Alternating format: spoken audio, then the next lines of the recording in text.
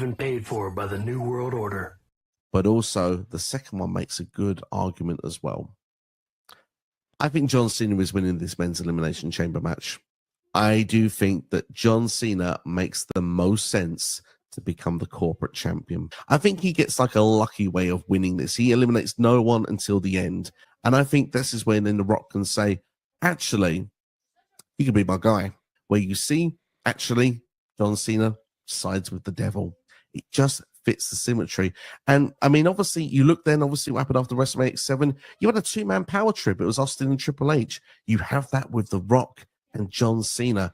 Final bosses. It's there for a Summerline story of trying to get the title back off John Cena. John Cena makes history, but he actually does it in the way that not anyone would ever expect.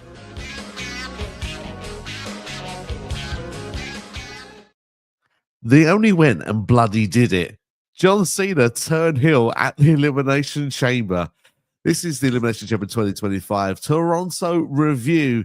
And, well, we had to put on the NWO merch. It just had to be done today. Nick Stephen House, thanks for making that video, mate. How are you feeling after Elimination Chamber Toronto? To start off, how accurately scary that you basically predicted the end of this pay-per-view is just freaky in itself. But, dude, I am fantastic. I said to you, this is possibly the greatest thing I have ever seen in pro wrestling. It was fantastic. The execution was done exceptionally well. When you just go through the skipping, because we're going to give a proper review of everything as we go through, but if you just go through the fact that the chamber, John Cena, he gets into the pod and like within seconds could be eliminated because he's claymored by Drew McIntyre. It's only because he gets under the ropes that, like, just the way he fell, that he's kind of lucky he doesn't get pinned. He doesn't get a decision towards the end. It's only because of the curb stomp from Seth Rollins on CM Punk that he gets the win to begin with. And it's just like you say, when we have the moment there with Cody coming out, he's in the ring with John Cena at the same time. And just the execution of everything is just perfect. For the moment that, Cody tells The Rock to, go F yourself, I'm not joining you, to the point of, John Cena being very Hollywood in himself. It's like, he's got balls, man. He's a brave one. It's just that sort of, I don't know. There was just a feeling there of like something's going to happen big time here. And obviously, when you just see the hug go in and all of a sudden The Rock just do that same sort of signal, we saw it Bad Blood, and just the face turn of Cena where literally just see him stone-faced and just the brutal attack afterwards. It's just fantastic. It's everything you want in storytelling. And I think if you go back to the press conference as well after the show, like I think The Rock probably explained it pretty well, where it's like, this is something we wanted for decades. You know what I mean? Like, we've all lived through watching John Cena's career for, being the babyface, hustle, loyalty, respect, and just get to this point. It's on the farewell tour. Now is the right time that they've gone for it. And it's just, I don't know, we all felt it. We're all living with that emotion. And arguably, I would say this is WWE's Hulk Hogan heel turn to NWO, Bash at the Beach, WCW 96 moment. That is, one of the most iconic heel turns of all time. Obviously, you have Austin, WrestleMania X7 with Vince McMahon, which is still iconic in itself, but I always feel that because it's in Texas, the crowd are cheering Austin, which it takes away a little bit from it, even though it's kind of, watching home is like he's sided with Vince, he's sided with the devil. But this has kind of got, I think, a lot of the reaction it wanted. And I feel like we're going to look back at this moment 20 years' time and say, yeah, damn, this was something iconic. I would argue and say this is probably the best heel turn we've ever seen. Because, like you said, with Hogan's one, it's in a completely different company. He has just his mainstream pull that he pulls certain fans over. But back then, you were either a WCW guy or a WWE guy. And yes, you said Austin's one at WrestleMania. There's also The Rock's one as well, when he joins the corporation. I think it's a Survivor Series at some point. But they're just not as... Do you know what I mean? They're two guys that have kind of yo-yoed back and forth between being face heel. But this guy, for the best part of 20 years, has been a babyface. I mean, dude, 6 hours before this, the guy's doing Make-A-Wishes. He's doing Make-A-Wishes, and all of a sudden, he becomes the biggest heel? I don't know. Like, it's pure storytelling gold, and I am hooked. Like obviously, if anyone's just seen the intro, we all predicted Cena was going to win it anyway. I just couldn't see him turning heel because he's been that guy for so long, and it's kind of like it's almost comfortable with what you know. And then, like you said, for him to do it, the facial reaction that he pulls, kicking Cody in the nuts, using his watch as a weapon, almost like a knuckle duster, for example, something he was famous for using when he was the Doctor of Thugonomics. Just little niche points, man, that just add these little tiny bits to add to it all that make it so much more impactful, and it's so good, man. Obviously, the watch as well is the present that Cody got that his father had to pawn, of course, back in the day, to get money for the family. So that was a very special heirloom for Cody as well to get that watch back. And obviously, the fact it's being used as a weapon against him from John Cena in that moment is special. The low blow, obviously, it's a typical moment of you're going to turn heel. How better to turn heel than just low blow? It's just simple kick in the nuts. It just had the perfect effect of everything of what went down. And obviously, the brutal beatdown after the facial, John Cena holding up the title, it just had everything. The shot he does with the title and the connection, the way Cody sells it, I think he's possibly the best sell I've ever seen for someone getting hit with a championship belt. It's almost sounded like he literally connected with him. Just some great stuff, man. We always worry about when they do these kind of things, do you know what I mean? Not the best heel turn, but this from start to finish is perfect because even when Cody does tell Rock to go do one, Cena's in the background celebrating. This is the right thing to do. Cena is babyface right up until that very last second. There's no inclination at all that he's going to turn on Cody in the next 30 seconds. It's amazing, man. See, the only thing I would slightly disagree there is the moment when obviously he sees CM Punk is down and obviously he knows that he's been curbed something. He's not the one to have done it and he just jumps the opportunity. But the counteract where you can turn around and say, well, actually, Steve, maybe he's still being babyface. He's saying, I'm sorry a lot when he's doing it. Is it, I'm sorry because I'm taking away CM Punk's WrestleMania main event he's probably never going to get now? Although I still think he might get night one. Is it the fact that he's sorry because he knows he can't win it otherwise? Or is he sorry because he knows what's to come? I know what I've got to do here. Yeah, I mean, I think it's more a case of he's sorry that he couldn't beat Punk fairly, and maybe that's something they'll touch on more towards the end of the year. Because ideally, you want to beat your man John Cena was the kind of guy that would want to beat his man in a fair fight. Having Seth stomp on Punk, and he's kind of well, I want this Mania match. I have to take everything that I'm given. And do you know what I mean? It's almost like a sign of desperation more than anything. That's what I would purely go for that part. Absolutely. And obviously, just to clarify, obviously, of why, the segment originally was would Cody give his soul to The Rock? And obviously, Cody said he'd given away his soul a long time ago to the ring and to the fans, and that's why Rock could go and F himself. And obviously, that led to a moment where Rock would need a corporate champion, would need someone of his own, and John Cena was waiting in the ring. And obviously, it was a beatdown, not just from John Cena, but from Travis Scott as well, music recording artist.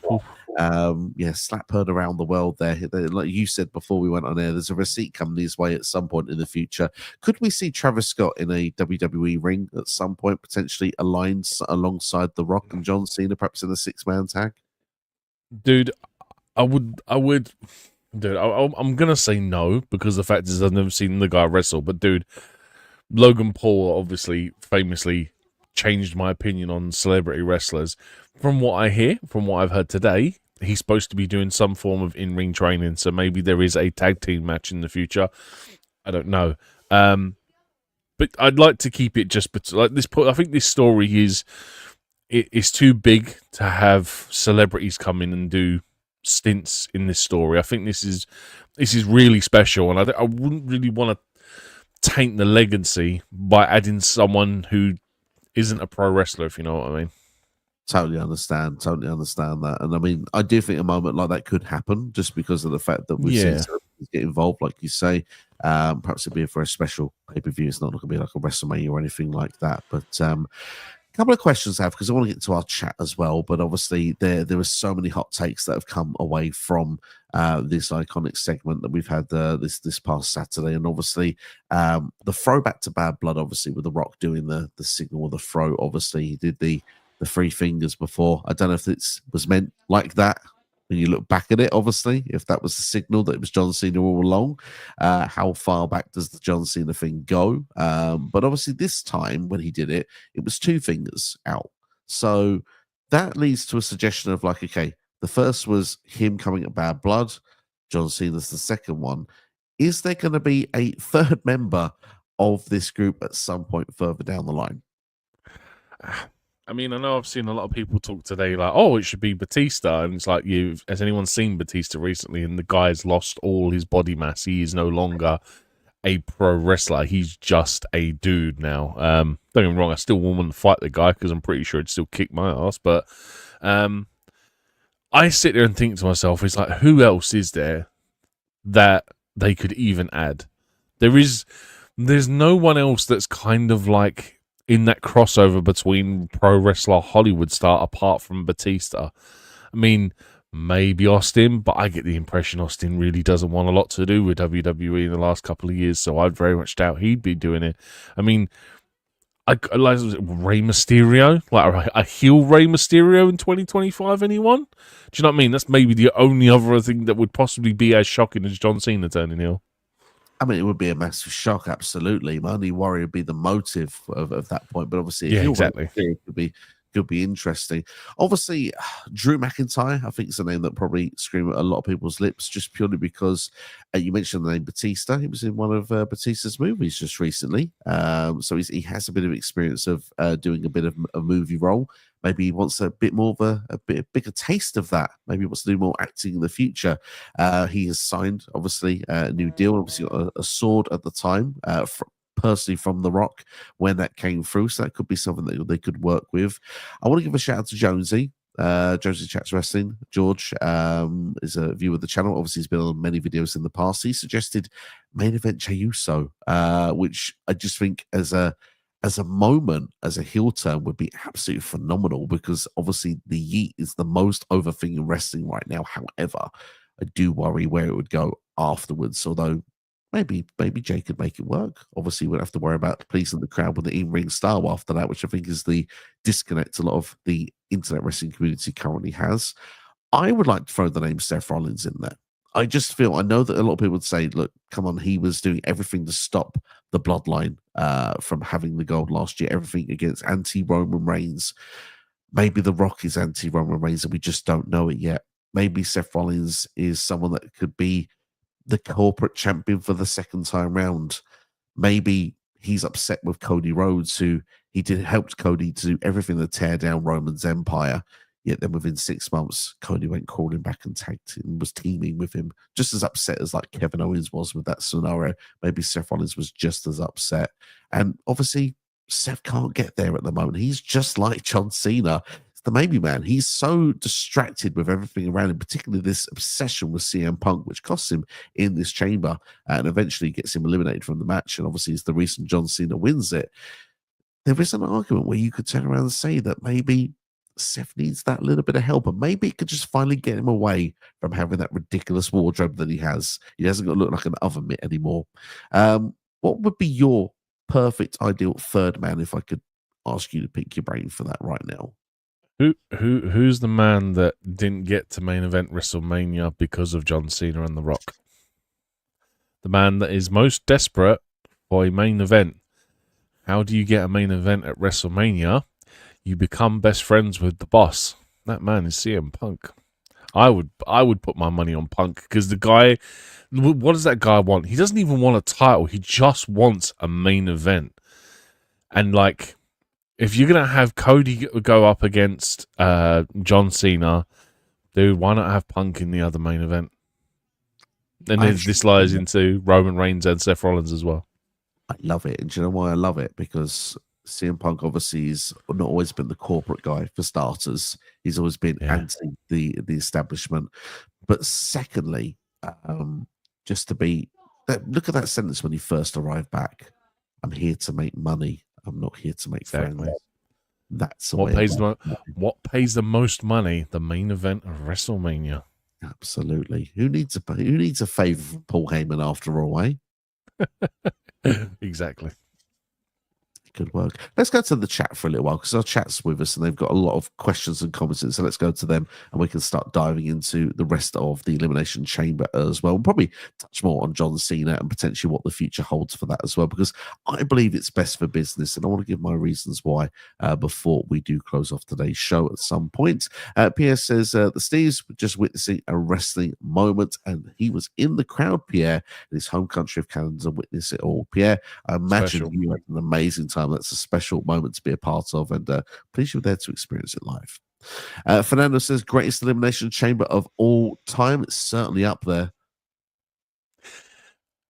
It's look, when Undertaker turned up at WrestleMania last year, it was my OMG moment of the year, and it was only April. This is pretty much my OMG moment of the year, and it's pretty much going to be my promo segment of the year. So this has already won 2 awards. Do you know what I mean? If depending on how the build goes, this could win Feud of the Year. I'm quietly reserved. In terms of Elimination Chamber, I mean, is it really the best Elimination Chamber because of a promo? Are we really like were the matches that good to justify it being the best chamber match? I don't know. That's what we're going to talk about anyway. I suppose is the question: is story more important than pro wrestling itself? Is it better than the reaction? You look back to, for example, shows like the Royal Rumble 2023, I believe it was. You know, when Sami turned on the Bloodline, turned on Roman, and obviously it was like 15 minutes cinematic experience. It felt watching that live. That's the sort of vibe this sort of kind of gave off here as well, and it had that sort of epic feeling at the end of the show. It really sent the fans home with a buzz. So yeah, I can see why. Yeah, people I can see what that. you mean. And there was a lot of dramatic stuff happening throughout the show as well. Look, we're 17 minutes in. Jade Cargill returned. She attacked Naomi. We had Randy Orton return. He RKO'd Kevin Owens. There's some big moments in this show. Yeah, it progressively elevates. Do you know what? All right, I may have been a bit of a like.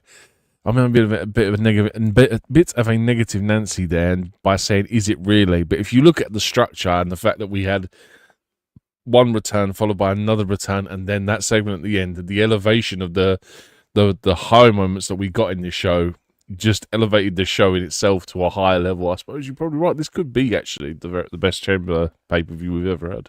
It's certainly in there for discussion. That's one thing for sure. Eric Douglas says, congratulations to Bianca, but I believe Liv had the pinfall at one point. What is next for Liv Morgan after she lost? Which is a big question, I think. She was certainly an MVP in that Elimination Chamber match for the women.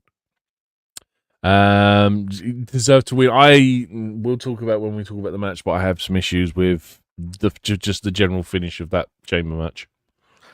If you had to make a quick prediction of what's next for Liv Morgan. Oh, for Liv, tag team titles probably going into WrestleMania.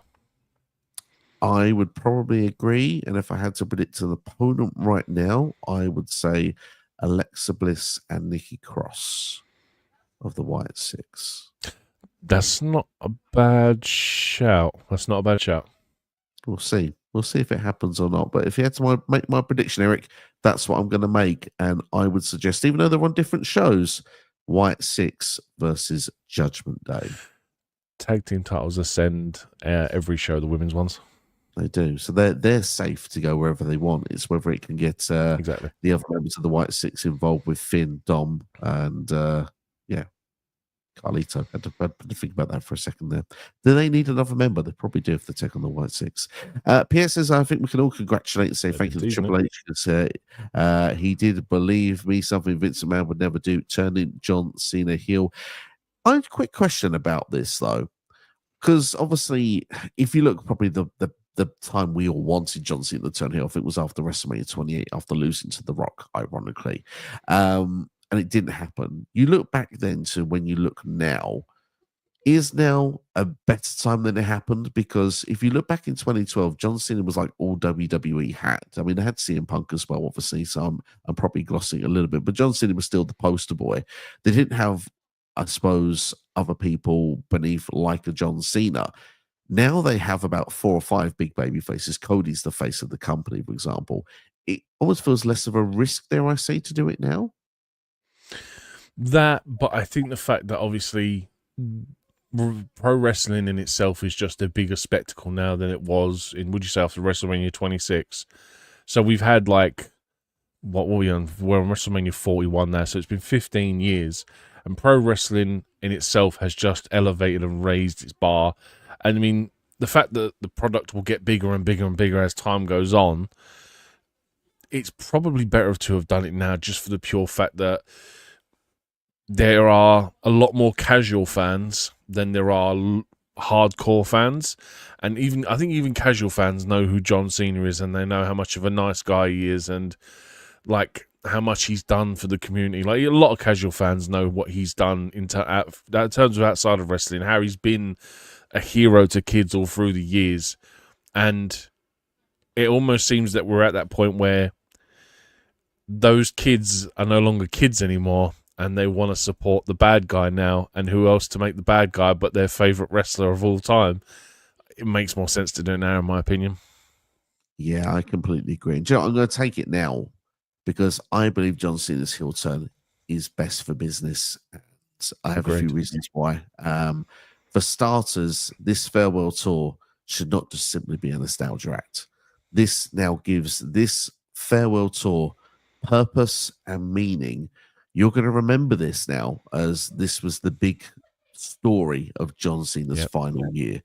Yep. However long he's a heel for, I don't believe he's going to be a heel when it comes to the final match. I believe that he will go back to being a babyface. It will transition back at some point, whether it's after WrestleMania, whether it's by SummerSlam. Before December, John Cena will be back to being a babyface. However, he has sold his soul in the meantime, because obviously to get at least an opportunity to get that 17th world title, he was nowhere near it. He was just not winning matches. He wasn't there. The reason for him to turn heel to begin with is just because of the fact he needs help to get that 17th world title. And now by doing things in a dastardly different way, it puts John Cena on a dangerous level, because he all of a sudden feels more equal to the opponents. And as I mentioned, it's best for business because John Cena arguably now goes to the number one heel of the company, because outside of that, we've got Drew, we've got Kevin Owens, but otherwise it's a very babyface heavy company. We got the likes of Cody Rhodes, Jey Uso, CM Punk, Seth freaking Rollins, Roman Reigns. They're all baby faces. Like there's not the match of the heels in the company right now. So John Cena makes the most sense. It's great for business, and some great matches then you can do with heel John Cena versus those baby faces. There's a lot for John to do over the next few months, and we're going to start with WrestleMania 41. Will he get the job done and win the 17th world title on the biggest stage possible? There is an argument that he will both win it and he will both not win it, because if he does win it, sure, he's at the peak of his powers. He is heel John Cena. It is a ultimate chance for a babyface, whether it be Cody or whether it be a brand new babyface, to then have an opportunity of being the person who takes that title from John Cena. But then again, if he loses, you can then insert John Cena into Money in the Bank. You can then put him into some sort of high-profile match at Survivor Series, SummerSlam. It's still chasing that goal of winning that 17th world title. So, do you know what I mean? At the minute, it's very 50-50. I couldn't tell you at the minute that who was going to win that between Cody and John. Like, I think over the next I think it's like 47 days or something till WrestleMania, we're going to get a better idea. And obviously, when we come to do predictions, we probably still won't be any better off, but I think we'll have a better feeling of who will win. But regardless of how that result goes, John Cena's story still has many different paths to take towards the end of the year. Absolutely. He's got desperation. He needs to get to that path, and he's realizing, I can't do it just as I was. Big Match John is not there anymore. And like you say, we want him to go on a journey here. Like, it's almost more exciting if he still doesn't get the job done at WrestleMania, because that way, like you say, he's still chasing. How further along the desperation has he got to go? Is he going to be sitting in the rampway questioning himself, questioning his morals? And Are we going to get steel chair shots? Are we going to see sneak attacks? What does John present? Is he still going to wear the jorts? Is he still going to have them shorts on? Or is he going to turn up in a suit? Is it going to be none of these farewell T-shirts going forward and just simply in the tie and shirt? I hope we get John Cena in a 3-piece suit, waistcoat, tie, like in like something like a Mark Henry baby pink. Do you know what I mean? Or AJ Styles baby blue, something like that, man. Deck him out, put some nice gold jewelry on him, put on some nice big signet rings on his fingers, give him a big flashy watch. Go all out, go corporate with it, man. Because it's something we've never seen with John Cena. We've seen ruthless aggression John Cena and some version of Dr. Thugonomics up till present day in jorts. If you're gonna change his ring attire, dude, give him like cotton shorts, like suit, like suit shorts. You know what I mean? Like, you know, if you're going to a summer wedding and you don't want to wear full length trousers, give him like just below the knee suit trousers. Do you know what I mean? And just let him wrestle in them. Let him wrestle in like black, like leather Oxford shoes or whatever. Do you know what I mean? Just go full corporate on it. Absolutely love it. I absolutely love it. Please give us that. That's what we want to see. Let's go then into more of the chats that we've got right now before we go further into the show. Fernando says this is Bash of the Beach 2.0. It certainly has that vibe about it. If you enjoyed the video, by the way, hit the like button, share with a friend, subscribe as well. That good stuff help us here on YouTube grow with just a simple click of hitting a like button, leaving a comment, and also subscribing. Helps the channel a massive amount. Pierce says, I was in the crowd. I can definitely, from an objective opinion, say Elimination Chamber was an incredible show with 2 big returns and a big heel turn. Certainly, indeed, some big talking points. Did we just witness the greatest heel turn of all time? Beyond Hogan, NWO formation, beyond Austin with Vince, beyond Roman Reigns, SummerSlam 2020 heel turn, and the creating the Tribal Chief. It's a big question, and it's obviously very recency biased if the answer is yes. But do you genuinely feel on this early stage that it's the greatest heel turn of all time? I'm going to cop out and say yes because it's a WWE heel change and it's not a WCW heel change. And I think that's probably the most important thing is that when Hogan did it, it was, yes, it has that initial shock factor that this guy's been the American hero for the longest time ever. Like, say your prayers, eat your vitamins, drink your milk and all that shtick. And for him to turn heel, yeah, sure, it is a big deal. But that was in WCW. And I'm going to say this is bigger just because I think the reach of pro wrestling now, it has a bigger effect on more people. Maybe, I don't know, because the argument is also there, the fact that this maybe was a bit more foreshadowed than what Hogan's one was. So there's an argument for either way, but I'm going to say, yeah, I think this is the biggest heel turn in pro wrestling history. It's certainly up there. I think if I wanted to compare another WWE one just for a second, and ironically it features someone else that's in this duo right now, is The Rock. Go back to Survivor Series 1998, the Deadly Games tournament. That's the one where The Rock literally just turns, again, it's the end of the show angle where he's been the babyface throughout the whole night, getting through the tournament, and then just screws Mankind over at the very end of the show to become the corporate champion. It's kind of very similar to what we're seeing here, and it's a very good, I mean, it's Vince Russo's masterpiece, really, if you look back at that one. And this one, I think, is a masterpiece in itself. It's just too early for me to tell and say if it's the greatest heel turn of all time. But certainly, I think it's one of the most iconic, and we'll be looking back at this for years and years to come.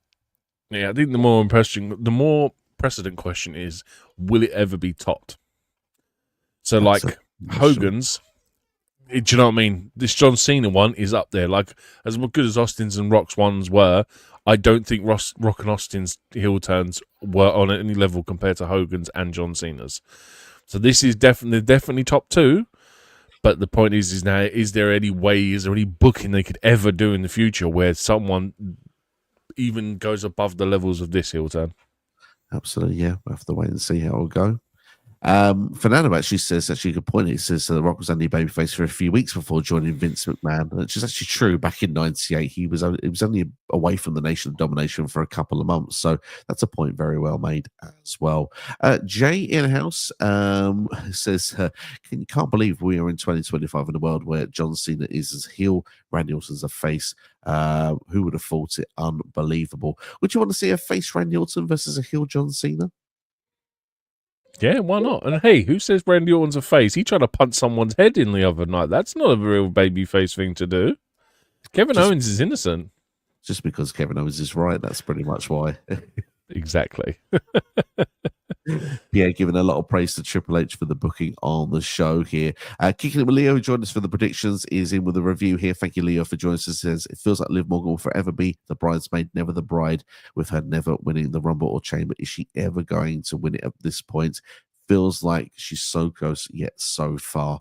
There's one thing of praise, though, I think we can give here, and Triple H said it at the press conference. He said, like, how impressed he is with Liv Morgan. Like, you know, this time 12 months ago, she was a good hand. Now she's arguably like the MVP of this chamber match, and he impressed, like he was so impressed with her performance. And it does come to everything. It's not just like when you say in ring work, it's timing, it's hitting moves, it's characteristics, it's facials, it's all different little aspects. And Liv Morgan's picked up so much in the last 12 months. She's a legitimate player right now in WWE. And even though she's a tag team champion, she could even go for the IC title at WrestleMania if we want to give her the singles match. She could go against Becky Lynch if Becky Lynch returns between now and WrestleMania. There's different avenues that Liv Morgan could go down. I think her moment will come. I just think it's unfortunate it wasn't this year.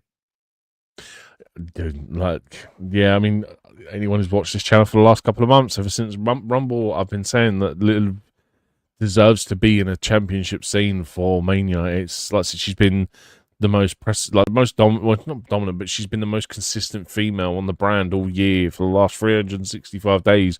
She's been champion when everyone else was out injured or, do you know what I mean, unable to compete. Liv was there. She was champion. She deserves it. She'll get her moment in the sun. It's just, I don't want it to be at a point where it's someone else's turn to have their moment in the sun. Do you know what I mean? It really felt like it should have been this year for Liv. That's where I kind of feel as well. And I totally agree with that. And I do feel that there is calls here for her to win the chamber next year from Eric. Potentially the Rumble as well would be something I would say would be good before her. But maybe next year. She's the current Crown Jewel champion as well. So there is that connection if it's going to be in Rehard next year at the Rumble that she could win that. So let's wait and see what goes down. But we believe her moment will come. It's just when. If Pierce says, I want to see videos of children crying of this heel turn of John Cena tonight on Raw. I think you get a lot of fan reactions. That's something for sure. Also, a shout out for that slap from Travis Scott to Cody. Have you seen the angle where Travis slaps him? I like need to see it again. There's an alternative angle shot from behind where you actually see Travis slapping. I'm telling you now, boy's got a receipt coming. It's not going to be pretty. Eric says it should be The Miz with his whole, gimmick being from Hollywood. Well, the most failed Hollywood actor in pro wrestling, The Miz, yeah, because, starring the Marines 6 times really didn't get him over. WrestleMania 27's main event picture all together as one faction. Oh, God, no. Definitely not. Let's get a different perspective here. Roy here in the house says, I hated John Cena turning heel. I hated Jade Cargill returning in the Elimination Chamber. I hated Bianca winning the Chamber. Does Roy was not a fan of this show? I agree with one of those statements. Which one? The Bianca winning the Chamber one. But like I said, you literally just heard my whole spiel about how Liv should have won it. Look, man, like I said, not everyone's gonna like it. And that's the thing with pro wrestling. Some people are going to hate it. Some people are going to love it, and you kind of have to take it. Like, there's loads of things we've seen over the times that we just like no one likes. I mean, would you know me about famously going over stuff like the Katie Vick story and stuff? We've all been through stories and heel turns and face turns that we just like, no, this is dumb, I don't like it, get rid of it, I don't want to see it no more. And yeah, it's just unfortunate, but man, hopefully, like, you never know, you might enjoy the build to it and they might change your mind. Their job now is to put on a story and a program that makes you change your mind and really enjoy the John Cena heel turn and Jade Cargill returning. Absolutely. It's all about the segments now. They've made their returns. They've made their impacts. It's now the road to WrestleMania. Can they get you invested for the next sort of 49 days to get you to the big show of the year? Mike here had a great time, it seems. Says, what a segment. Has the seen the chair lol. Yeah, I'm glad you had a great time. So it's the best segment in wrestling history. So Mike is going all out for this one there. Yeah, that's a big statement there. It's a big statement. But a big statement. Credit to Mike there. He clearly enjoyed it, which is what wrestling's all about. It might be up there on a Mount Rushmore. It might be. It certainly will be for that. But yeah, pretty much, yeah. There was some booing of the American national anthem. Pierre was explaining why they're in the comments for us at that time there. Byron says, I got John Cena. I like it. Yeah, fair enough. Good to know. Heel Cena is a great taste. I think, more than anything, I think it's just because it's so unexpected. Like me and Leo both said on predictions now, John Cena ain't turning, and you, do you know what I mean? As this master puppeteer in your head was like, yeah, he's turning. Nah, I don't know what you're talking about, Steve. I thank you for the video that we had at the start of this video. So yeah, no worries, man. Yeah, it was good. Why was Travis Scott there? I think clearly Travis Scott is a massive wrestling fan. He is one of the biggest music artists. They use a lot of they use his music as sort of interlude music for a lot of the pay-per-views, and he also has had some of his songs be pay-per-view songs as well. Absolutely. And obviously when it comes to social media avenues, Travis Scott, that's more ways of getting the product out there for more biggest artist in the world, one of the biggest artists. Yeah, exactly. It's reach, man. More people see about this reach. Everyone knows of John Cena. Everyone knows of Dwayne The Rock Johnson. And if he is training to do some in-ring stuff, he just might be in ring at some point. So, yeah, that could be a big thing. We'll have to wait and see what will happen. P.S. says John Cena needs to do wrestling gear and a new theme song. I hope John is going to record a new theme song. A new theme song would be good. No, because it's going to be a Death Rebel remix. No, don't do it. Don't do it. Just use Doctor of Thugonomics or NWO. Just don't do it, man. Do not give Death Rebel the permission to write John Cena a tune. Maybe a good point. Because do you know what it'll be? It will just start with, it will just go John Cena, and then it'll be just some remixed version of his current tune. It'll be like a out of key do do do do do do do. It'll just be like that. It'll be crap. I almost want to hear them try it. Just hear it for 2 weeks. That's my feelings on Death Rebel out of the door now. It's not positive. Neither's my feeling, to be fair, at this point. Let's talk about the men's chamber match then, because we talked about obviously everything that's the fallout from it. How did John Cena get here to begin with? Obviously, the Elimination Chamber match started with Seth and Drew, I believe, were the first two combatants in there, which I thought was a really strong pairing to begin the match. Can I just add quickly, just before you obviously go into the breakdowns, the video package I thought is one of the best video packages they've done in a really long time. The way that they used the fact that WrestleMania is going to be in Vegas, the 7 deadly sins, all the sins played through like a story to like how it went from Drew to Seth to Punk to whoever. Honestly, one of the best video packages I've seen in a very long time from WWE. It got very high praise from me. And they mentioned Chris Jericho. Yeah, they did. They did mention Chris Jericho, didn't they? Apparently, was the creator of the Elimination Chamber. I thought it was Money in the Bank. That's money. I thought it was Money in the Bank. I think Michael Cole's got his facts wrong on that one. Yeah, I thought so as well on that, to be brutally honest. But hey, it is what it is. But yeah, to go into it, obviously we had Seth and Drew kicking off, didn't we? We had Damian Priest come in third. So again, go back to Money in the Bank, just mentioned them. That was the 3 guys involved in that there.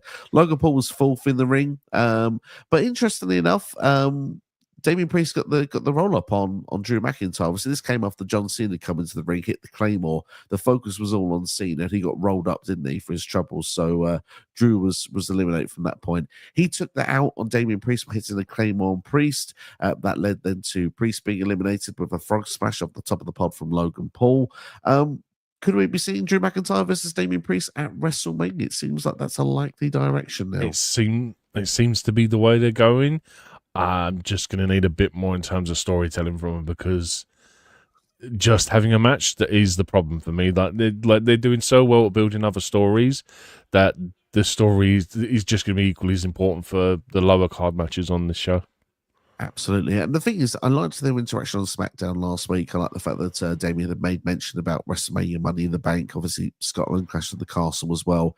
All those things there. Damian Priest is a thorn in McIntyre's side, and it started again this year. So now it's the same. We've done the same again. Elimination Chamber, Royal Rumble. Just play off of that, and then I think that's the way you build that story then, because it's then Drew's match to win at WrestleMania to get over the guy that's he's had his number for 12 months. It's just to get over that hurdle and then Drew can move forward. So I think it's certainly a decent direction to go. I know people are underwhelmed with it, but I actually think it's a story that makes sense.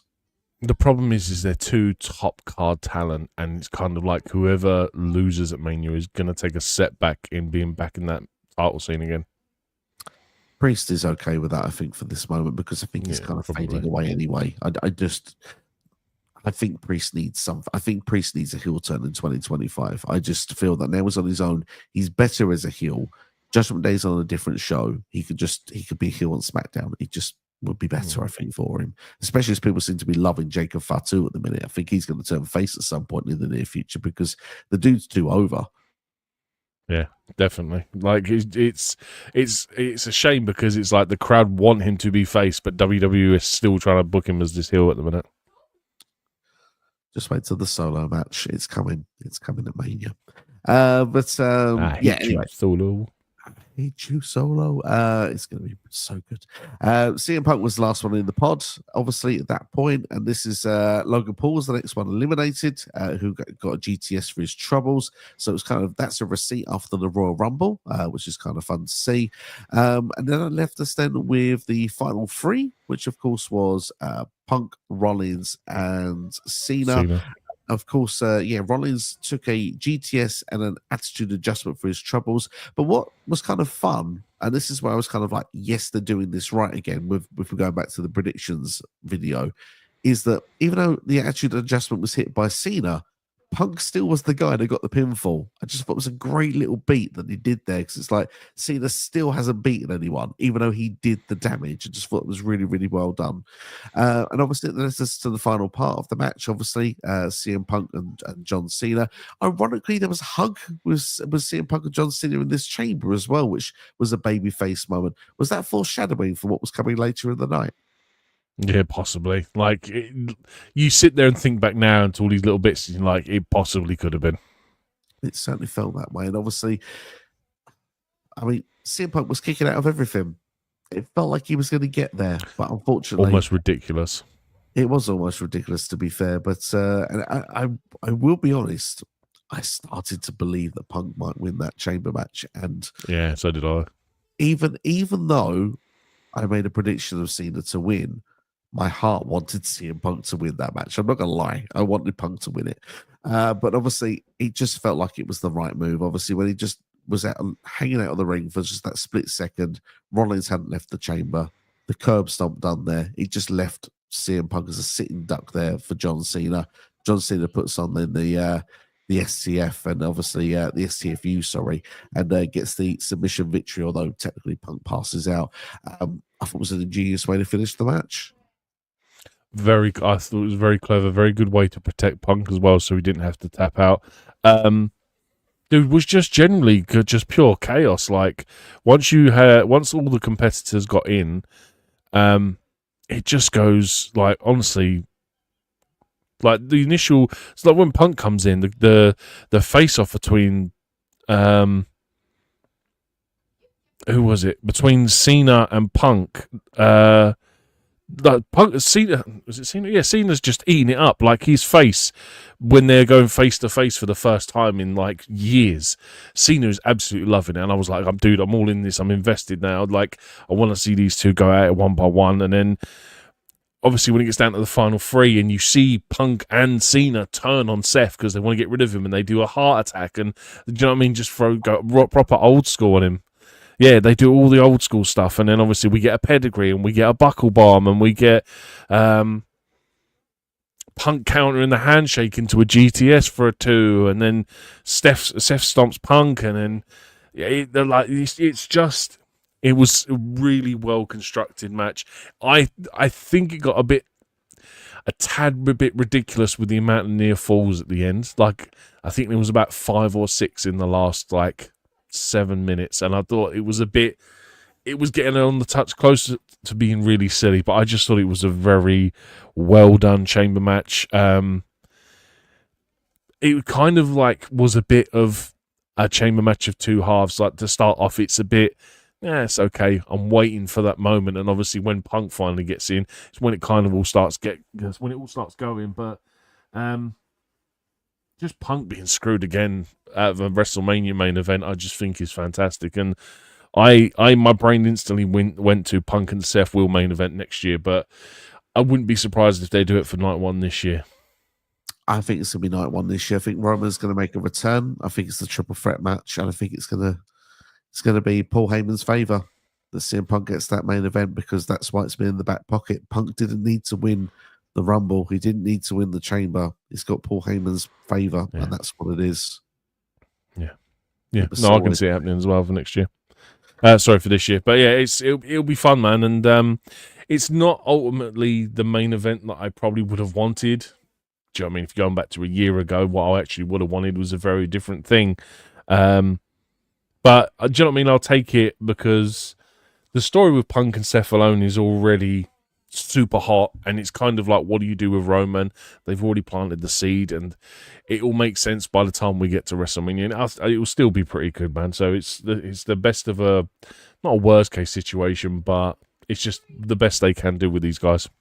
Absolutely. Just wait till we start getting CM Punk and Shield territory. Obviously, they were CM Punk's group when they first came in for the first couple of months, and it was the group as well that was put together that Punk didn't want Roman Reigns. So look where Roman is now. There's a lot they can play off there with that. Yeah, definitely. Should be fun. Any additional thoughts you have for the men's chamber, and what would be your rating for the match? I'll be back in 2 seconds. I went with a 4-star. I just, for as much as the storytelling was there, it was very much a match of two halves, like I said a minute ago. I think until Punk comes out, it's just okay until that point. That was the thing with the show as well. There was nothing really new in terms of a chamber match. It was more about story in these chamber matches than actually being about the chamber, which is okay, but they didn't do anything new to set the bar and the precedent for this being the greatest chamber match of all time. So yeah, I went with a 4. I just thought it was a really good match. Yeah, I think that's a very fair rating, because I think the story is what sort of dictates a lot of this. And like you say, I don't think we got some of the most insane spots we've ever seen in chamber matches throughout the whole night, really, when it came to this. So they were kind of safely done chamber matches, but I think sometimes simple can be just as effective. You don't need to put your body at risk in that sort of way all the time. And I think it shows here with this one. This was a very cleverly done chamber match with good story beats, good builds for narrative for WrestleMania. We've got so much just out of this one match alone.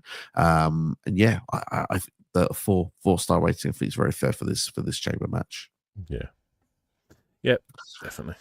Yeah, but it's actually gone here with a 9 out of 10. Like I said, really, obviously 4.5-star friend then, really enjoyed it. Byron says, I think we'll get 3 matches confirmed for WrestleMania 41 tonight on Raw. We'll definitely get one of them confirmed. Is it going to be Rhea or Io going against Bianca Belair? And speaking of which, we can talk about that match next, I think. I think that we should get through both chamber matches just so we keep on form with the review. Obviously, Bianca Belair winning the women's chamber match, but this started off in a really hot fashion. Obviously, it's the first match on the show, and we had Liv Morgan and Naomi in ring. We had obviously the other 4 women in the pods, which were Bianca Belair, Roxanne Perez, Bayley, and Alexa Bliss. And just as the bell rang, Jade Cargill made her return. Obviously, she came in ring. Liv Morgan, again, we speak about MVP performances. The facial, the puppy dog eyes, the lip movement as well, of a bit like, oh dear, I'm going to get my ass handed to me here. And she didn't do it. I think we all knew she didn't do it, but she never admitted to doing it. She never denied it either, I think was the thing that probably put the fear in there. So she used that as a mental game to win the Women's Tag Team Championships from Naomi and Bianca Belair. Naomi had a moment where she looked at Bianca Belair, and it'd be interesting to know what that look meant, because it's almost a bit like, is it a case of, uh-oh, she's here? Or is it a case of, we may have got away with this? Because Jade looks like she's going for Liv Morgan, and at the last second, she turns, and perfect executed, goes straight into laying into Naomi and completely ruins her, throws her into pods, all sorts of things. There's the broad kick that she does as well. There's the scissor kick. And then just when you think that Naomi as well turns into a cowardly heel at this moment, she's not interested in the match anymore. She wants to get out of there. She tries to climb out of the Elimination Chamber. All of a sudden, Jade Cargill comes over with the door, just throws it into her head, so it's squashed between the door. Brutal. Absolutely fantastic the way that was put together. Jade, for me, looking like a badass here, not a smiley person with muscles posing around, which I think has been a critique for a lot of people, that there's not been a lot of substance there since her debut to the main roster. This is purpose. This has got a lot more to it.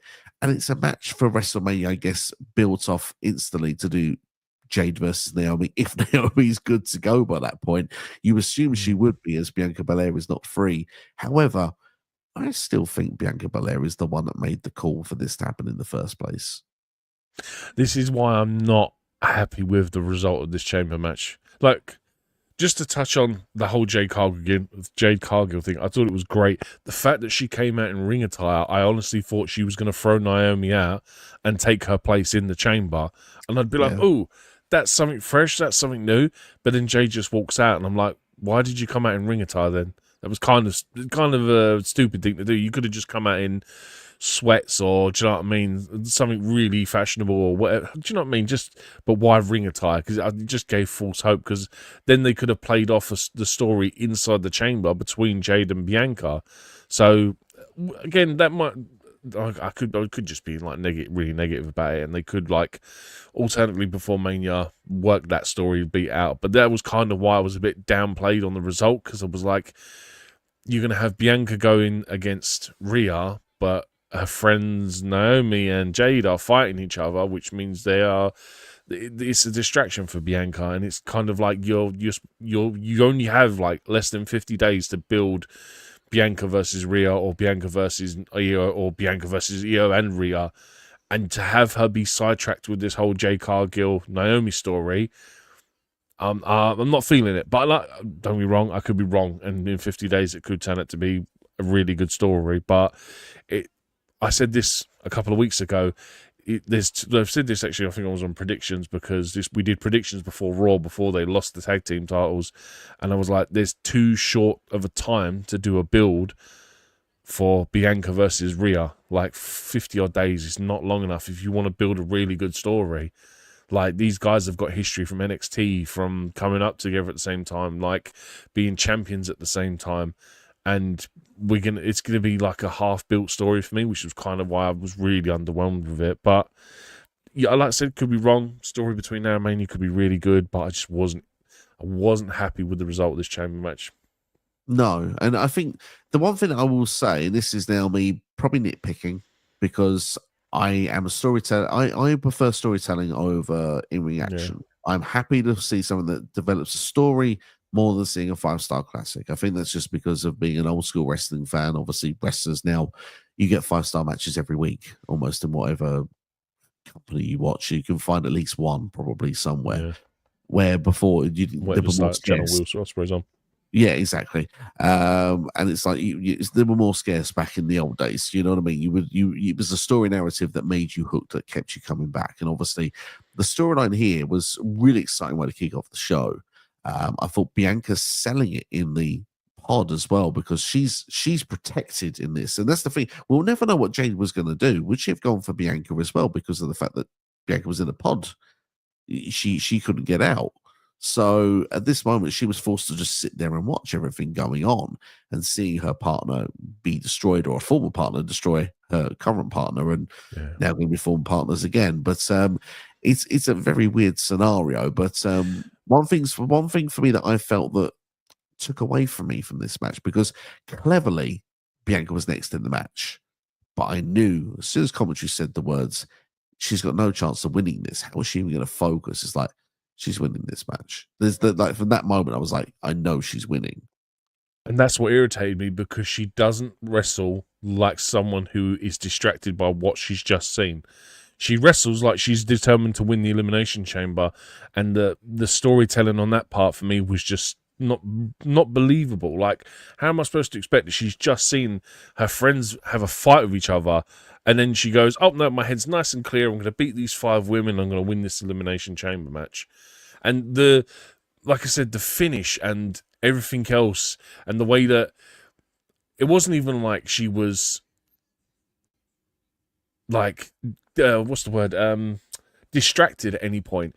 She just generally looked like normal Bianca Belair. And that was the bit that kind of annoyed. Again, goes back to the finish. The fact that she wins, and I'm like, this woman shouldn't win this match for the fact that the distraction should be their get out of jail card for her to not win this.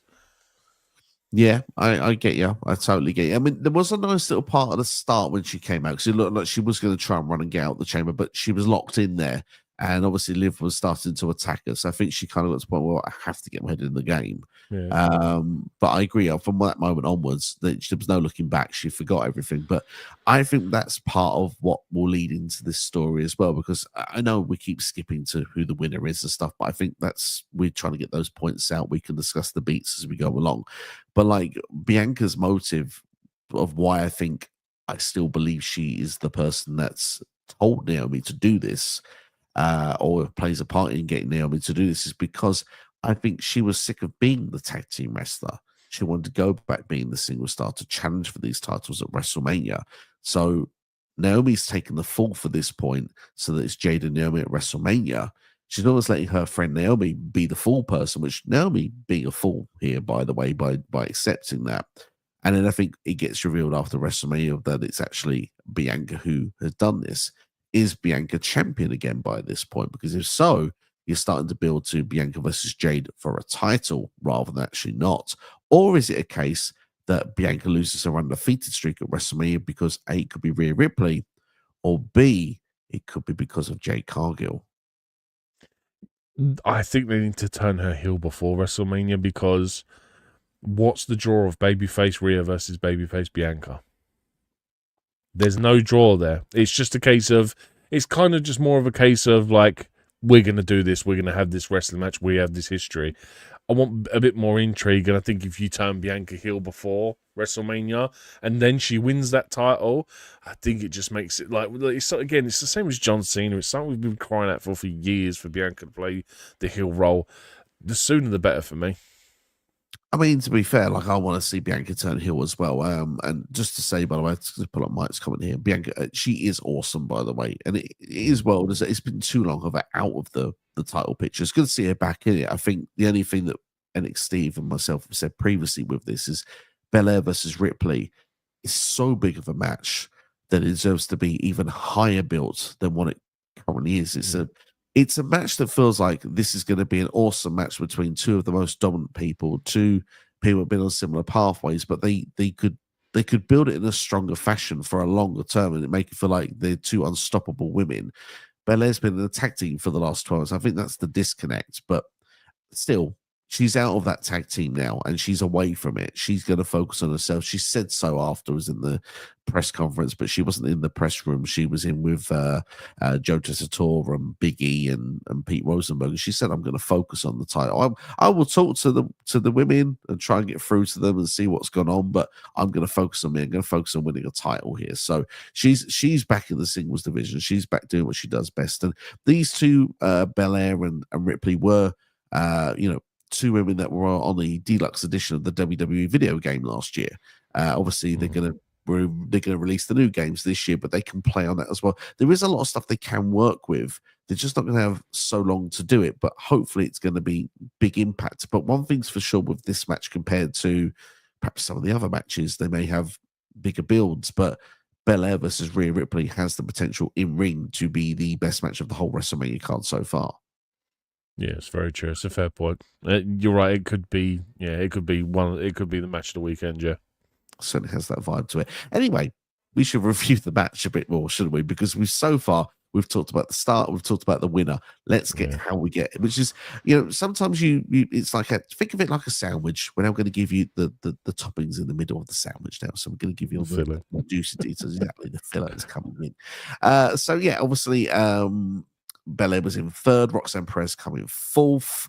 I believe that we had, if I'm not mistaken, Bayley in fifth, and Alexa Bliss came in last, if I'm not mistaken. Yeah, so when it comes to eliminations, obviously the next elimination was Bayley, which I think is a surprise to some that should be eliminated so early in this chamber match, but not via Roxanne Perez. It was actually via Liv Morgan, who got the victory with the Oblivion. We got to then Roxanne Perez being eliminated after this, who had an impressive showing in the chamber, we'll say, and finishing fourth. I think it's good for her in the future as well. She was eliminated by, well, a couple of finishing moves, but I think it was the Twisted Bliss from the top rope from Alexa Bliss getting the pinfall over Roxy. That could continue then Roxanne Perez and Bayley for whatever they're going to do, whether it's stand and deliver, whether it's WrestleMania, we'll find out at a later time. Left us then to the final three, of course, at this point, which was Belair, Bliss, and Liv Morgan. And of course, a very clever way that Alexa Bliss was eliminated from this match. Liv Morgan did a roll-up after Sister Abigail was hit on Bianca Belair. And actually, while the roll-up was being done, Liv Morgan used Bianca Belair's hair to actually hold momentum for the pinfall, which I thought was a very clever way of doing it. Finally, someone does something like that. It's I love the way that it's not just a simple case of a roll-up pin. It's a cheating roll-up pin. I loved it, man. It was awesome. And obviously, there's another moment that was awesome as well, because Liv and Bianca were at the top of the pod, and, Liv was trying to throw Bianca off of that pod using her hair. So Bianca said, enough's enough. You keep using my hair, I'm going to whip you with it. And I tell you what, that was loud. It was like a Indiana Jones lasso moment. Oh, God, it was indeed. And you could see the effects as well for Liv Morgan after that. Honestly, this match, like they got colour in this match as well, and that was more than any of the other matches got for the rest of the night. KO versus Sami got less blood than that. It was great, man. It was awesome. It was awesome indeed. Obviously, we got to the finish of the match, and obviously, it looked like Liv had the win on a couple of occasions. She'd got out of Belair's finish, the KOD, a couple of occasions, but on that last time, Liv got caught in the ropes, and then Bianca Belair did land the KOD, and she got the 1-2-3. So it is Bianca Belair set for WrestleMania. She was out of the pod, and then she was met in the rampway by Rhea Ripley. They began to have a stare down, and just before we could cut away, Io Sky sheepishly come through the curtain and decided to join the stare down as well, because, hi guys, I'm at least a part of this storyline until tonight. So yeah, we'll see how it's going to work. But to be fair, I'm really looking forward to Rhea Ripley versus Io Sky on Raw. I think it's going to be an absolute killer match. Should be really good. Back to this chamber match though. This for me, I think, was better from start to just before the end. I think everything in the middle of this was really, really good. Roxanne Perez has a fantastic showing, such good booking for her.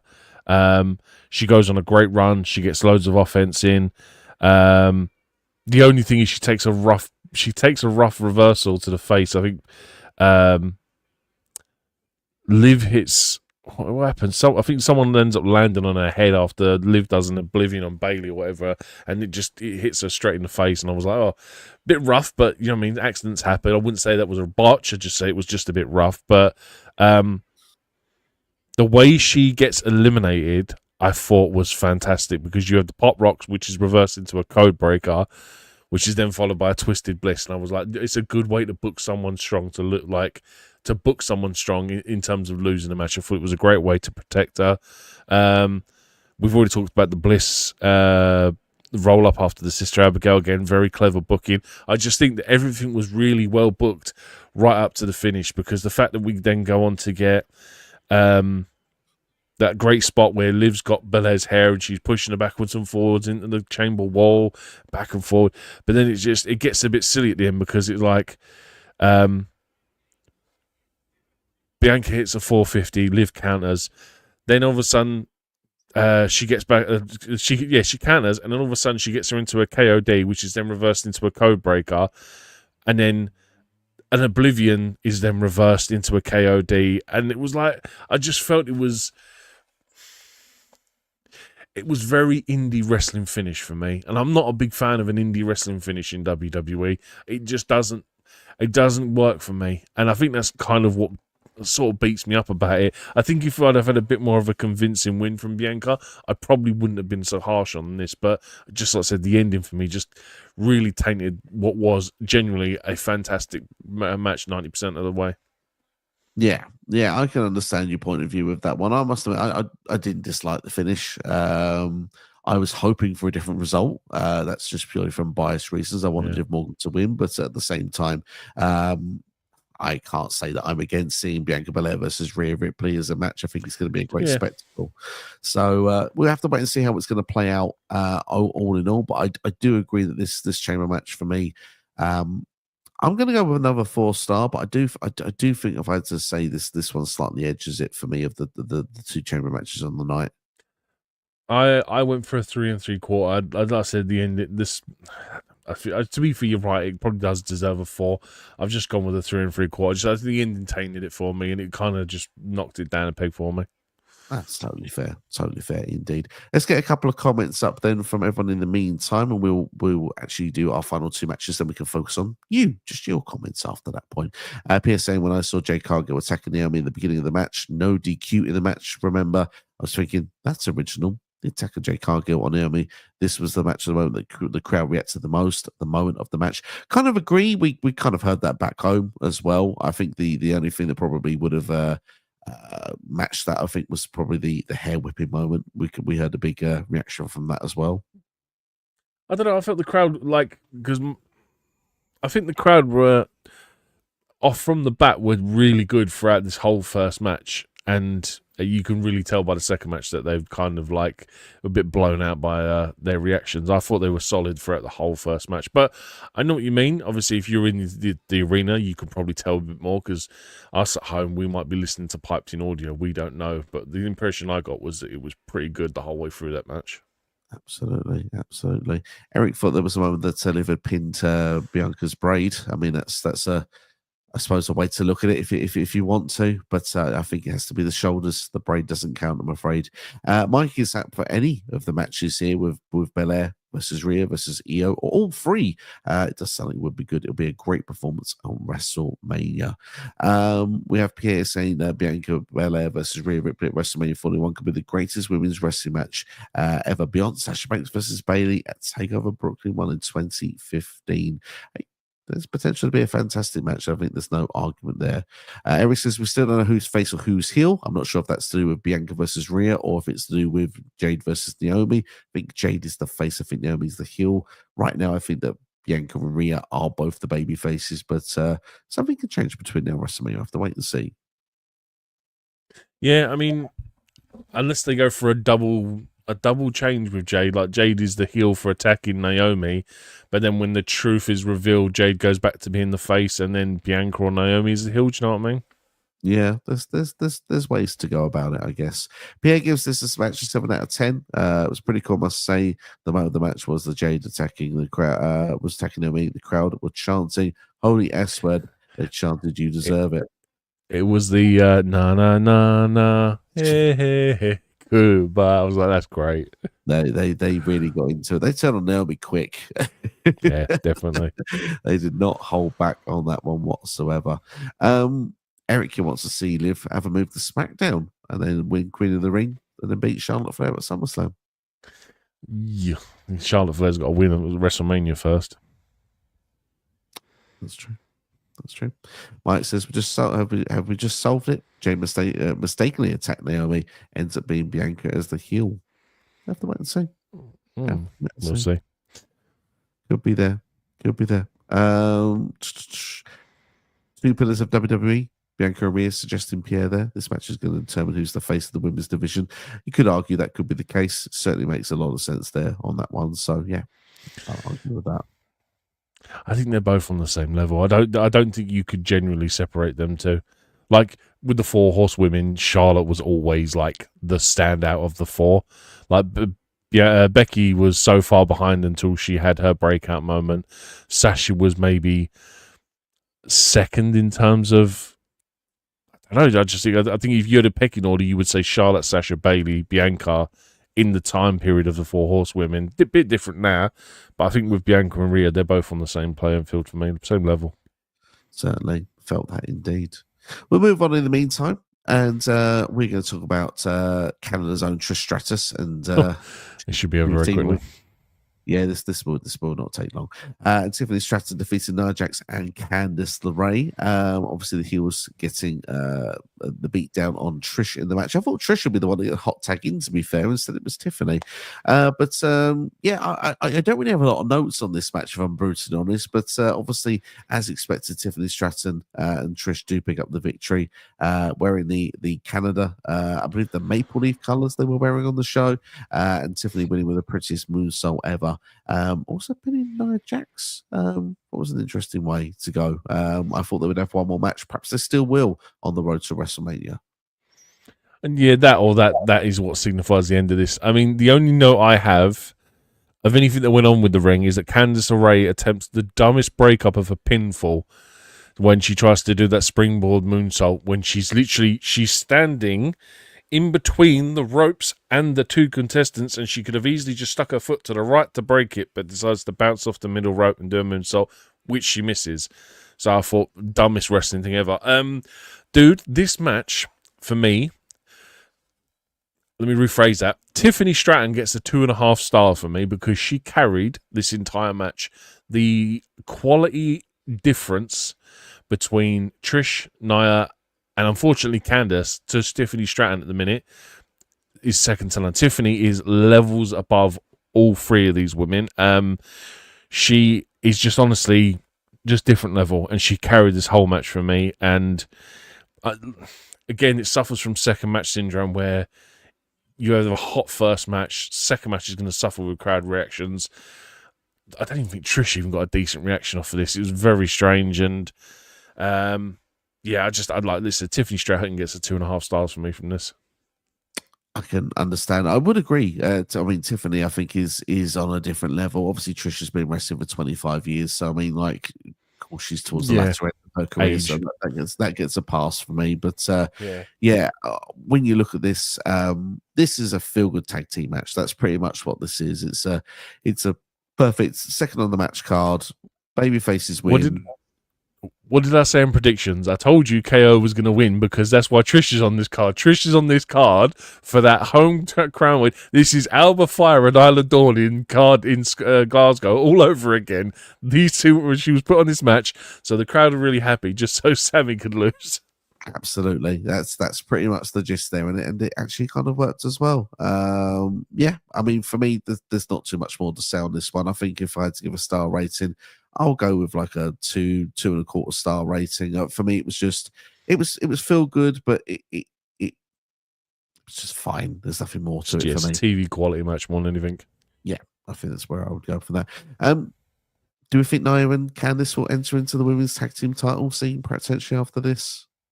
I would think so. That's probably what they're going to be involved in when it comes to WrestleMania. Maybe we can start bulking up that tag team match. Maybe it's not just going to be the Wyatt 6 involved in there as well. We'll have to wait and see.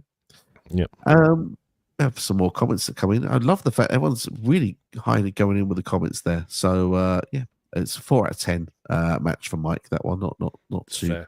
That's a 2. That one. Yes. Let me say the crowd. I was singing the theme song of Nia Jax and Trish Stratus. Yeah, I think there's one for karaoke. I think for that one there. Love to see it. Also, let's have a look here. It's going a bit higher up so I can catch up where the chat was. Says Candice had 0 reaction, which is a bit unfair on Candice. But to be honest, we didn't really hear so much reaction for anyone really from home on this one, unfortunately. But yeah, I think that hopefully if it was better in the arena. I know the experience can be different to in the arena than home, so it's what it is. PS says give this match 5 out of 10. Least goal match of the show. Yeah, I mean it was just a feel good one in the middle, wasn't it? Half of the yeah. I can see what Mike was trying to say. That it's the rest match of the show. Eric here got another one there. The crowd turn on Naomi was hilarious. Hilarious. Hilarious indeed. Yeah, certainly was funny. Let's move on then in the meantime, because I know you've got some takes on this match, so I want to hear on these ones. Kevin Owens defeating Sami Zayn in an unsanctioned match. I look at this match and I sort of think, when you think of your favorite music artist, they've been around for like doing this stuff for like 10, 15 years, and all of a sudden you think, do you know what? It'd be a great time to do a greatest hits album. I think this is what this match was. Yeah, but for an unsanctioned match, this was the same as the chamber matches. For an unsanctioned match, I don't feel they did anything out of the ordinary where you can turn around and go, that's a standout match for an unsanctioned match. It was kind of like we got pretty much anything else we would normally get in a Falls Count Anywhere or no DQ match. Like the bottom wire wrap chair. Again, we've seen that before. Like I said, didn't do anything to stand out. The only thing I suppose you could say was the standout was the fact that KO did the pop-up power bombs on the apron twice. And the second one, the way Sami... that he doesn't get Sami up. Sami counters it just for Kevin to hit again. I thought it was a great cover for the failed attempt on the second one, just so KO could do it again. That's the only thing in this that was really kind of... I wouldn't necessarily say... I think that's probably the most memorable thing from this match. And for a match where you've got no rules and no limits... I'm expecting a bit more. Don't get me wrong, I loved this match and I loved the story that these two told and just everything they went through and like everything they did to each other and like Kevin Owens Kevin Owens biting Sami's face. I just thought was the greatest sight. And but yeah, it didn't do anything to set itself out. Like, if you do a list of top 10 unsanctioned matches, what made this so specifically good that it deserved to be in the top 1, 2, 3 matches? I mean, for me, I really enjoyed the match. I won't lie. I do feel that I like the fact that the elements that they fought with the crowd. I don't think we get that as often as we used to, which I think is a nice touch.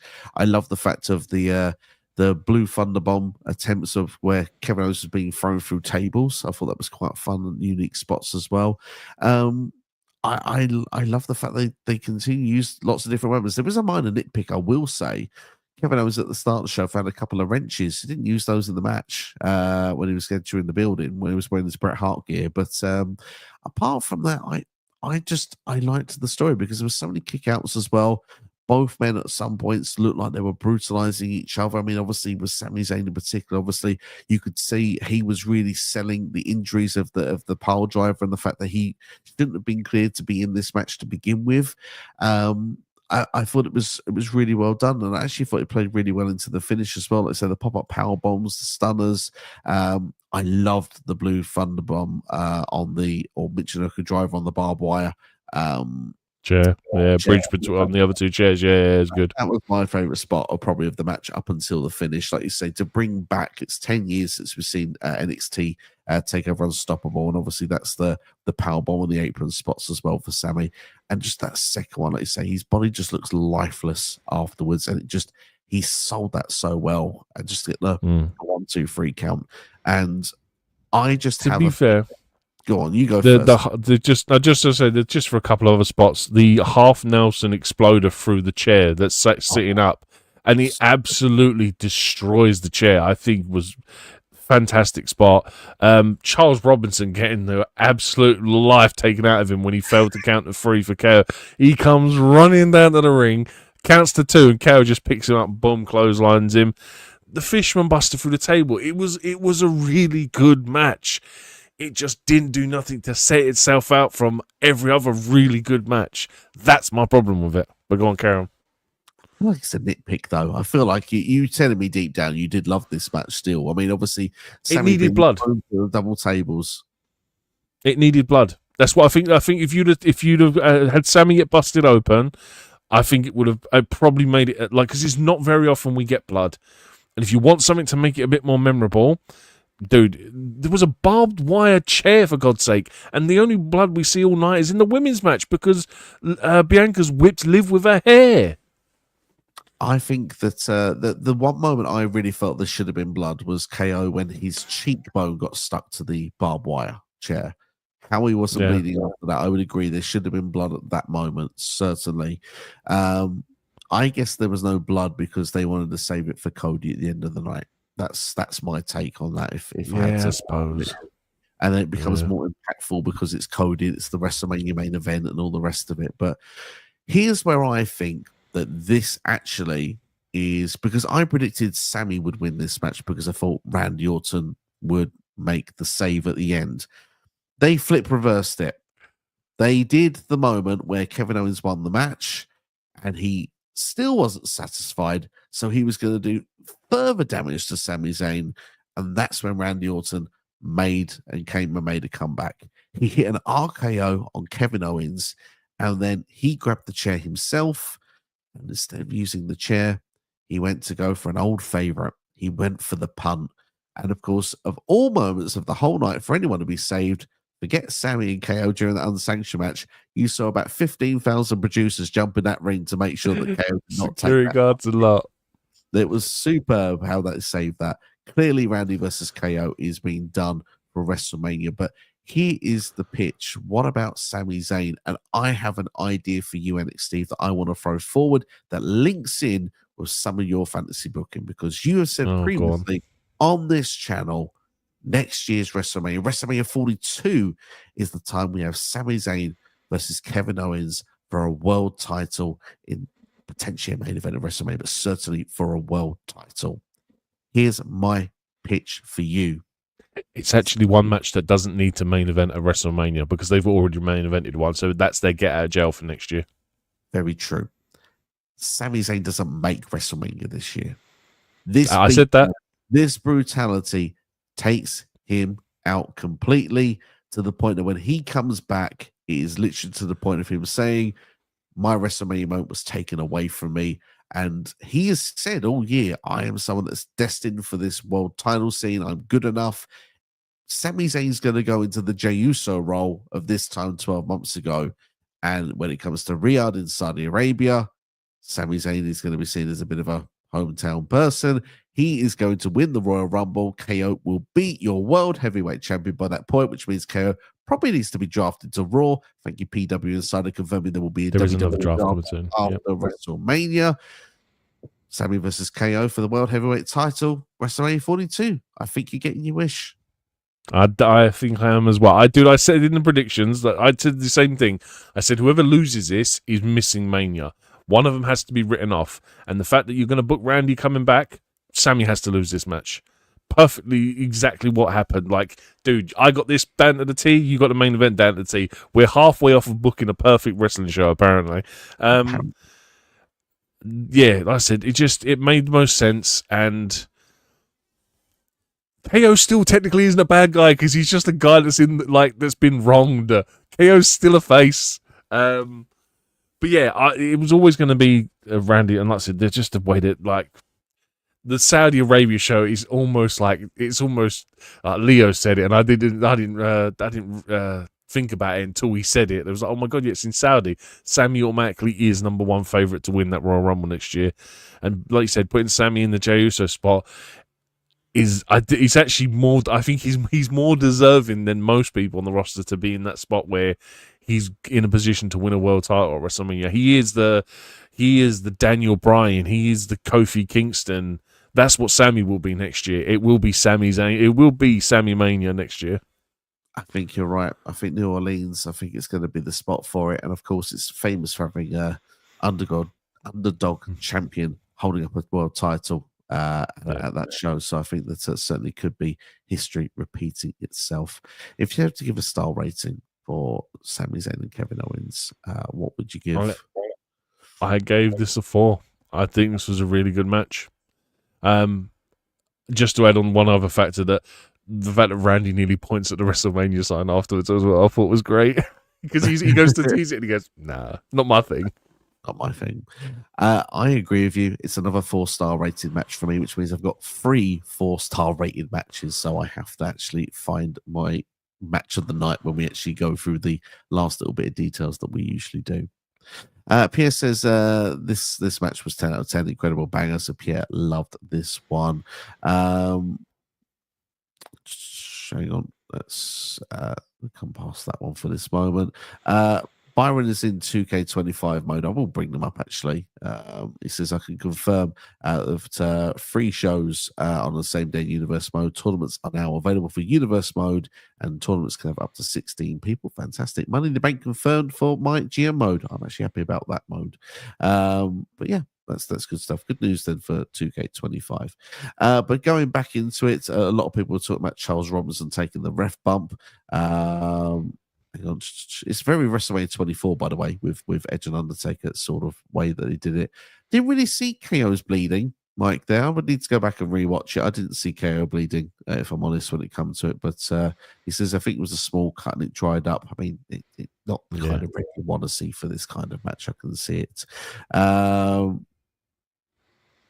But yeah, absolutely. Pierre says he created the "You Sick F" chant when the biting started there. I love that. Dude, he was gnawing down on his forehead and nose. It was fantastic. It was beautiful. Beautiful. Felt like a very Mike Tyson moment there, which was quite fun indeed. Let me say, the guy who witnessed the show in the crowd, you can see that Randy Orton is a star. When his music started, everybody popped, everyone's singing this song. And when he came there, it was a second. And then when Randy Orton arrived, the pop was, got the second pop. Randy is a star. I could agree with that. Going to a PLE live a few years ago, Randy Orton was a standout. Actually, there's just something about Randy Orton that just he's a guy that's he's earned the respect of everyone. Like, he is like there's not many wrestlers that can turn around and be admired by everyone, and Randy Orton is one of those guys. He is an absolute special talent and always will be for that there. Thanks, Byron, for more W2K updates when it comes to 2K25. PSA, Kevin Reynolds versus Randy Orton. WrestleMania 41 is going to be pretty great for KO to face Randy at 41. Absolutely, but I do think, if an early prediction, I think KO is losing. I at the minute, KO is probably going to lose, but I think if you want to build momentum for KO going forward to be world champion to face Sami, I think he kind of needs to win. There's an argument for both sides there. Yeah, there is an argument for both sides. Pierre saying that when Sami used the barbed wire chair, he thought that it was going to be used to the head. Thank goodness it wasn't. There was one good thing about that, is when Sami finds the chair initially, he looks under the ring like he looks at KO as if to say that, I can't believe you put this under here, you sick. Do you know what I mean? You sick SOB for putting this chair under there. Sami's in shock. It's great, man. It's well done by Sami there. Very well done indeed there. 10 out of 10 for Mike there. Really enjoyed this match. I thought that Kevin versus Sami performed highly amazing in front of the home crowd. Absolutely. Canada's own as well. Agreed. Match was a shoot, brother. Yeah, this is hats off to them as well. And literally a hat emoji as well. They gotta love it. 2 hat emojis at this point. Yeah, amazing stuff indeed. So, I mean, we've covered pretty much the entire of the Elimination Chamber there. Is there anything that of the show we've not mentioned that you'd like to talk about? No, I mean, the only other thing was a tiny little tidbit, which was at the start of the show when they talked about the chamber matches, when it was regularly scheduled intervals instead of like 5 minutes, like set 5-minute timer. So I much prefer that way. You just get rid of the BS about the timer, because we know the clock is a crap thing. Oh, and they've changed the chamber noise as well. I don't like that, the way that people went in there. I wasn't a fan of that. Go back to the old one. I think I prefer the old way of the two, if I'm honest. But I thought it was fun they tried something different. It sounded very, very almost like we watched the first ever one on the rewind the other day, and that I forgot that had a completely different noise as well. And I was like, sounded very similar to that. I was not a fan of it. That's fair. That's fair. One other note I will make mention: Michael Cole commentary, especially of that closing angle with John Cena, The Rock, and Cody Rhodes, and just he's a John Cena guy, and why John? Why all those questions? And just as well say he did an S-bomb as well on commentary as well. Yeah. I just thought the commentary from Michael Cole was superb during that segment. In fact, as well, we went to check on Cody Rhodes afterwards as well. Thought it was brilliant for added drama to what's going on. The team they had tonight of Wade Barrett, Pat McAfee, and Michael Cole were flawless. It just proves that a 3-man team is so much better when, do you know what I mean? You've got that diversity and characters to talk about. I think those 3 together just work so well. Certainly did indeed there. Right, let's go through our end of the night segments that we usually do for the end of these reviews, if you will. Starting off with OMG moment of the night. I wonder what it will be. NWO John Cena. I think, John Cena heel turn. It has to be. Match of the night. Sami versus KO. I think I'm going to agree with you of all of them because I think that it's the best match quality where some of the others have stories. Yeah, this is consistent in-ring quality. So, I'm going to agree with you, Sami versus KO. Entrance of the night. Randy Orton. Jade Cargill. I'll give that to Yeah, okay. That's a good shout. One or the other would have been acceptable. MVP of the night. So many names that I could have given this to. I've given it to Tiffany Stratton because honestly, she carried the second match and she showed how she is a true star, a true class wrestler. And I just props to her for carrying 3 other women in a tag team match. I loved it. Absolutely. So for me, it's torn between Liv Morgan and John Cena, obviously because John plays his part massively, but John's got a lot of love. He's got a lot of love already for what he's been doing. So Liv Morgan did an incredible job, I think, in the chamber. So I'm going to give her MVP of the night because I suppose she took the hair whip as well. John Cena dished out the punishment. Liv Morgan received punishment. So I'm going to give it to Liv Morgan for that. Final rating out of 10 for Elimination Chamber Toronto. I gave this an 8 out of 5 out of 10. I think the second match obviously lets it down in terms of the wrestling aspect of it, but it's the first pay-per-view in a very long time where we haven't seen a title actually be defended on the card as well. And I think pay-per-views are supposed to be a place where titles are defended, and the fact that we've got Rhea versus Io on Raw tonight as a title defense when that probably should have been on the pay-per-view instead of that tag match. So I'm going to knock it for the fact that of the booking that we've got no world titles being defended, or no titles being defended on a pay-per-view. I am going to agree with everything you've just said, but I'm going to bump it up to a 9. I think it's a 9 out of 10 show. I agree that the tag match is a small part of it, and there's a lot of filler gaps between the matches as well. They can knock like a little bit of the 5-10 minutes in between some of these matches off in places. They do like to just waste time with lots of adverts and stuff. But if you're watching on delay, which I happen to be doing, I got to skip a lot of that, so that made the experience a bit quicker for me. So I'm going to give it a 9 out of 10. 2 great chamber matches, fantastic Sami KO. Tiffany is a star in the making without question, and obviously the turn of the night could be the turn of the decade. It could be one of the greatest turns of all time. Time will tell on that one, but we certainly see one of the most iconic moments in wrestling history. Cody sold it so well. The Rock as well. Look, to be fair, people can hate on how he's been in the recent times, but it's making a difference. We care about WrestleMania, and I think for those that think that the WrestleMania road has been boring so far, I think they just hit the acceleration button, and I think there's a lot of exciting stuff now going on now. Very much so.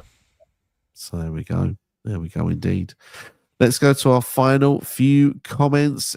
We've got MVP of the night, John Cena from Pierre. So I was going to stick out and say John Cena.